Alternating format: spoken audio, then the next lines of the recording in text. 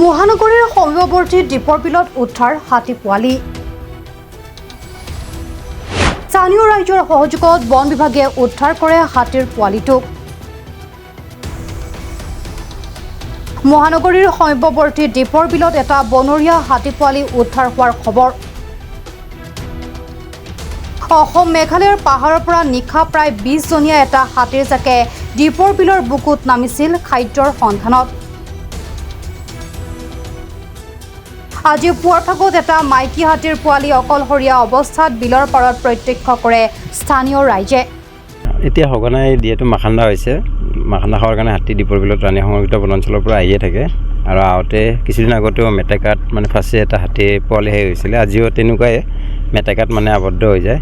তো হাতীৰ জাকটো ওচৰতে আছে আৰু পোৱালিটো অলপ হোৱাৰ পাছত অলপ সুস্থ হৈ আছে পোৱালিটো। পাছত আকৌ যিফালেদি আহিছিলে সেইফালেদি নিজে নিজে এৰি দিয়াৰ পাছত উঠি গৈছে আৰু কি হৈছে এতিয়া মেটেকাৰ পৰিমাণটো বেছি হৈছে হোৱাৰ কাৰণে আৰু পোৱালিকেইটা সৰু পোৱালি যে, তো তাৰ কাৰণে মেটেকাত কেতিয়াবা আবদ্ধ হৈ যায়। আবদ্ধ হৈ যোৱাৰ কাৰণে এনেকুৱা ঘটনা হৈয়ে আছে। এইটো মাহতে দুটাকৈ এনেকুৱা ঘটনা ঘটিল। জাকৰ পৰা মাখান্দা খাব আহোঁতে মাখান্দাত আৰু মেটেকা একেলগে হেঁচি ধৰে, তো তেনেকৈ ফাঁচি গৈছে। তো ৰাতিও এনেকৈ আহিছিলে 15ৰ পৰা 18টামান হাতী। তো সেই হাতীৰ হেৰিতে পোৱালিটো ইয়াত ফাঁচি গৈছিলে। ৰাতি বহুত চিঞৰিছিলোঁ। তো এতিয়া পোৱালিটো বন বিভাগ আৰু আমাৰ স্থানীয় মাছমৰীয়া আৰু ইফালে আমাৰ যিটো হস্তি মিত্ৰ আছে, তো তেখেতসকলে উদ্ধাৰ কৰি যিফালেদি আহিছিলে সেইফালেদি উঠাই দিছে আৰু। আনহাতে বৰ্তমানেও দীপৰ বিলৰ বুকুত বিচৰণ কৰি আছে 20জনীয়া হাতীৰ জাকটো।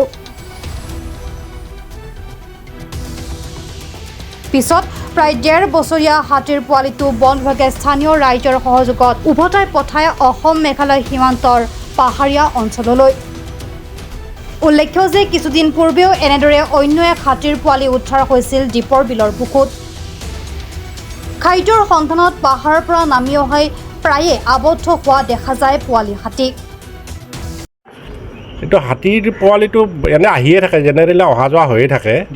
এতিয়া এই পোৱালিটো আজিৰ পোৱালিটো মিনিমাম বয়স 1.5 পৰা 2 বছৰৰ ভিতৰত হ'ব। ৰাতি 8:20 বজাত আমি ডিউটি কৰি থাকোঁতে হাতীখিনি বিলত নামি গ'ল।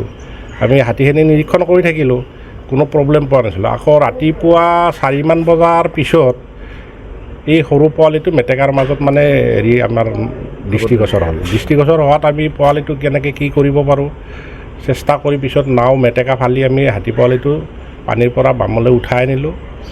উঠাই আনি হাতী পোৱালিটো বনৰীয়া জন্তুটো, তাক বান্ধিও ৰাখিব নোৱাৰি।